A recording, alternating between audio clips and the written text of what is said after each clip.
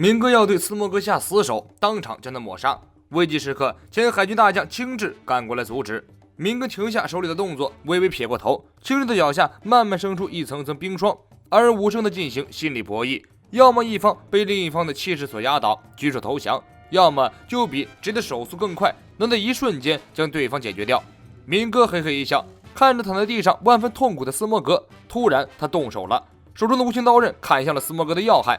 几乎同一时间，四周的寒气急剧扩张，在明哥出手的瞬间，大地急速结冰。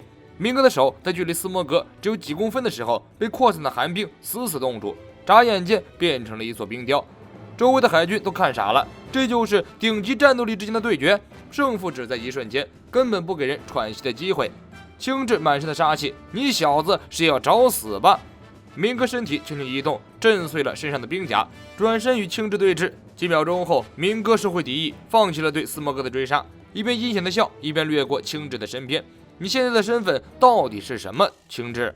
青雉呼了一口寒气，什么也没有说。明哥与 Baby5 一起坐在巴法罗身后，向德雷斯罗萨飞去。青雉让海军们给斯摩格疗伤，自己则静静地坐下来，说了一番意味深长的话。我本来也没有将世界政府当成我的全部，就算不做海军，依然有很多事情可以做。有些事情只有不做海军了才看得清楚。斯摩格问青雉：“你该不会是和黑暗势力勾结了吧？”青雉沉默了一下：“我就是我呀，斯摩格。”青雉让斯摩格转过赤犬，要多多提防多弗朗明哥，他很可能会是赤犬的新海军总部成立以来最大的障碍。必要时直接出动海军大将对付明哥。那个家伙说翻脸就翻脸。原来多弗朗明哥还有一个身份，那就是德雷斯罗萨的现任国王。这也许也是罗将下一站目的地定在德雷斯罗萨的原因。那里是明哥的地盘，找个天翻地覆才能逼出明哥身后的大靠山四皇凯多。桑尼号上，罗向大家大概讲述了他们的战略计划，百兽凯多是他们行动的最终目标。一听到凯多的名字，警卫们突然脸色大变，大惊失色，陶之助吓得直接变回了粉丝小龙，而反常的模样引来大家的疑惑。警卫们慌忙打掩护：“没什么，你们继续说吧。”罗告诉众人，打倒凯多的关键就是削弱他的战斗力。凯多从明哥那里购入了大量的动物系人造恶魔果实斯梅里，现在凯多手下有500多个能力者。乌索普听完吓了一跳，恶魔果实都能人造出来，那能力者岂不是可以无限增加？这还了得！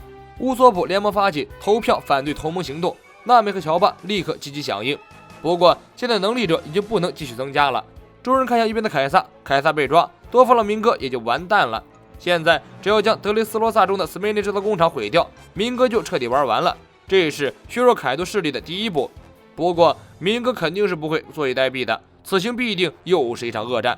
警卫们告诉众人，他们此行去德雷斯罗萨的目的就是要找到一个被困在那里的同伴。说起警卫们和陶之助也是奇人。和之国这个地方是传说中一直闭关锁国的国家，因为某种原因，里面的武士很难与外界接触。警卫们和陶之助却擅自跑了出来，还遇到重重危险，就为了救出同伴。想必他们的这个同伴也是十分重要的人。但警卫们看着索隆的佩刀秋水的时候，突然一改常态，勃然大怒，拔刀就砍，口中还咒骂：“你这个盗墓贼！”索隆懵了，这家伙怎么说发飙就发飙？山治在一边加油鼓劲儿，砍死那个绿藻头，砍呀！从警卫们的口中得知，和之国曾发生过一起举国惊动的大事件。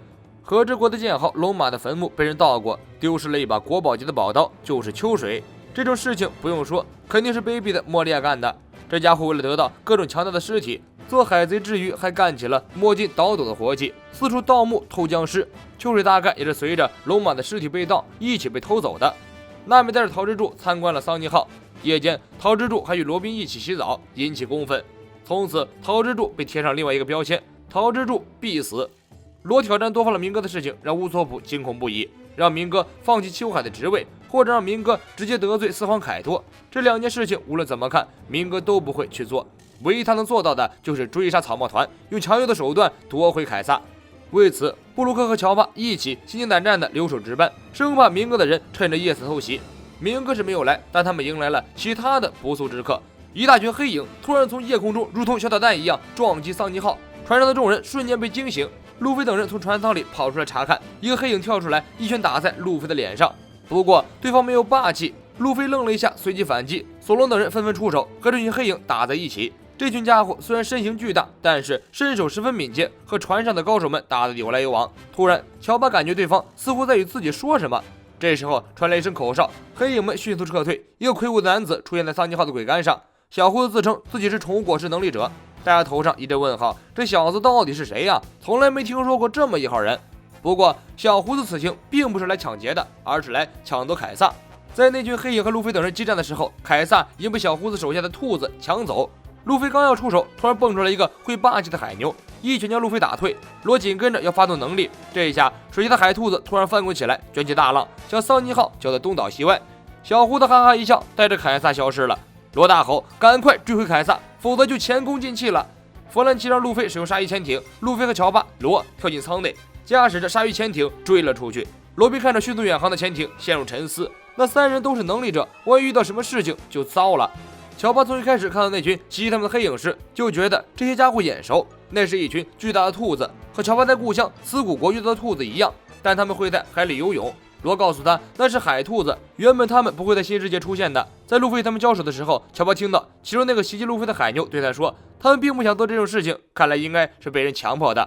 路飞三人驾驶着鲨鱼潜艇，很快就追上了那群海兔子，看着他们游进了那个巨大的海贼船里。路飞驾驶鲨鱼潜艇紧随其后，跟进了船中。在这里，他们被一大群生物伏击，里面出来海兔子、章鱼，各种各样莫名其妙的海洋生物。话不多说，直接开打。路飞三人面对这些海洋生物，足可以轻松应对。不过这群家伙身手倒是高强，比一般的海贼厉害多了。最牛的是其中那只会武装色霸气的海牛。路飞一看这海牛来了斗志，让罗不要插手，自己和海牛单挑，一拳将海牛打倒。结果这一拳给海牛打清醒过来，他突然想起来自己和路飞以前在阿拉巴斯坦就见过，还拜路飞为师傅，他就是当初那个功夫海牛。罗都看懵逼了，路飞还真是广交天下朋友，连海牛都是他的朋友。更有意思的是，这群海兽居然都是功夫海牛的朋友，准确的来说应该是船员。功夫海牛憧憬路飞所说的驰骋大海的生活，于是只身一人出海，结交了许多海兽，组建了海兽海贼团。在新世界的时候，他们遇到了宠物果实能力者小胡子，结果就被小胡子的能力给俘虏，成了他的手下。拐走凯撒也是小胡子下的命令。所谓的宠物果实就是可以任意操控所有生物，将任何动物和人变成自己的宠物。罗分析，如此看来，这个小胡子应该和多弗朗明哥没有什么关系，他拐走凯撒应该另有所图。这时，小胡子通过广播向海兽们喊话，海兽们乖乖排成一排。小胡子从基地深处走出来，手里还拿着一条长鞭。海兽们对他很是恐惧，敢怒不敢言。小胡子一边挥动鞭子，一边大声斥责海兽们，完全是把他们当成奴隶。这个家伙很有自知之明，他知道自己根本不是路飞和罗的对手，不过他可以控制别人来做自己的手下。小胡子瞄准乔巴，丢出一条绿色的项圈，套中乔巴后，乔巴就身不由己地听从了小胡子的命令。虽然意识有所保留，但是身体会自动发攻击。乔巴吃下蓝魔球变成巨兽后，一边攻击路飞和罗，一边喊着让二人避开。罗大团用能力暂时砍了乔巴，路飞跑过来制止。二人争执之际，小胡子用宠物项圈套中了他们二人的脖子。有了这两个强大的战斗力做自己的宠物，自己称霸新世界还不是指日可待？小胡子开始飘了起来，畅想自己的理想王国。小胡子命令手下海兽将路飞和罗关进牢房里，在这里他们二人碰见了凯撒。罗问凯撒，这小子是多弗朗明哥的部下吗？凯撒不屑地说，明哥的手下里可没有这种白痴。小胡子通过电话筒听到凯撒在骂自己，立刻用广播命令凯撒趴在地上。随后他带着乔巴和海兽们来到牢房中探监。因为乔巴长得过于可爱，小胡子决定把乔巴留在身边当宠物。乔巴情急之下划伤了小胡子的脸，这一下小胡子可怒了，抽出长鞭鞭打乔巴。小胡子曾经被自己的同伴背叛过，因此对人类十分仇恨，只相信可以任他摆布的宠物。这就是小胡子拐走凯撒的原因，他需要动物系人造恶魔果实，利用人造恶魔果实将人类强制变成动物，自己建立一个只有动物没有人类的王国，然后再利用自己宠物果实的能力，让动物们全部都听自己的命令。这时路飞站出来大声地说，我是绝对不会听你命令的，我是海贼，海贼是自由的。路飞的话激怒了小胡子，小胡子让罗和路飞互相残杀，而且不可以使用能力，只能用拳脚。小胡子下达指令，路飞与罗就厮打在了一起。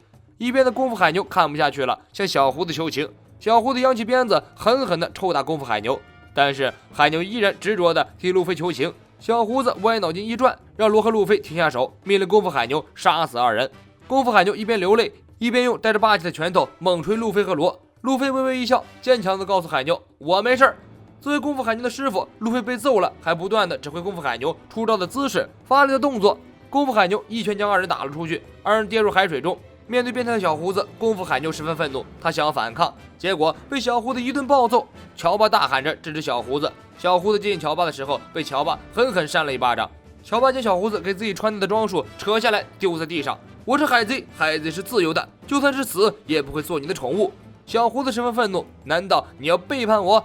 乔巴大声说，我的船长只有路飞一个人，像你这种不理解同伴心情的人，是没有人会跟着你的。这句话和小胡子之前的船员所说的话一模一样，船员将他抛弃大概也不是没有理由的，而且小胡子过于横行霸道，船员受不了才离他而去。从那时候起，小胡子越来越疯癫，到了现在这样痴迷于控制别人的地步。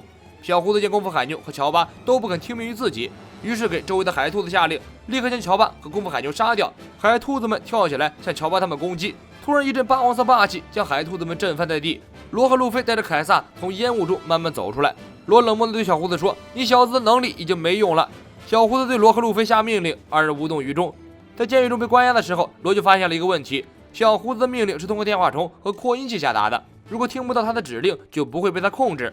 于是罗自己戴上耳塞，和路飞战斗的时候也是假装的，只不过路飞是真的被控制住了，罗则是假装被小胡子控制，找机会夺回凯撒。当二人被功夫海牛打飞出去，眼看就要掉进海里的时候，罗有能力带着路飞回到了基地内部，正巧碰到了想要逃走的凯撒，就一起绑了回来。小胡子一看自己被耍了，凯撒也丢了，恼羞成怒，精神崩溃，对自己使用了宠物果实能力，瞬间肌肉增强数倍，仿佛一个大猩猩。接着小胡子将倒地不起的那些海兔子召唤起来，把海兔子当炸弹用，从空中以一种近乎自杀的方式攻击路飞三人。小胡子自己抓住一只海兔子，把海兔子当成武器猛攻路飞。一边的功夫海牛实在看不下去了，勇敢地站出来，表示绝对不会受小胡子的奴役，一定要把小胡子打败。其他动物受到功夫海牛的鼓舞，全部站起来反抗小胡子。小胡子抓起一只海兔子，以高速旋转，形成一道龙卷旋风。动物们凭借意识齐心协力，将小胡子手脚死死抓住。小胡对他们下命令，但是却不起任何作用。路飞和功夫海牛趁此间隙一起出拳，将小胡子打出基地，飞向夜空。打败了小胡子，海兔子们一起将路飞等人送回桑尼号，又指给他们去往德雷斯罗萨的航线，开开心心的与路飞他们告别。送走了功夫海牛后，送报的海鸥送来了今天的报纸。大家捡起来一看，头条新闻就是多弗朗明哥宣布退出七武海，同时退让德雷斯罗萨的王位。事情进展的这么顺利，多少让人有些不安。罗微微一笑，多弗朗明哥必须这么做。而且在报纸的第二版则报道了路飞和罗的海贼同盟。接着是基德、霍金斯、阿普也宣布结盟，全是震惊世界的大新闻。新世界又要有一场风暴了。我是谢幕君，咱们下期见。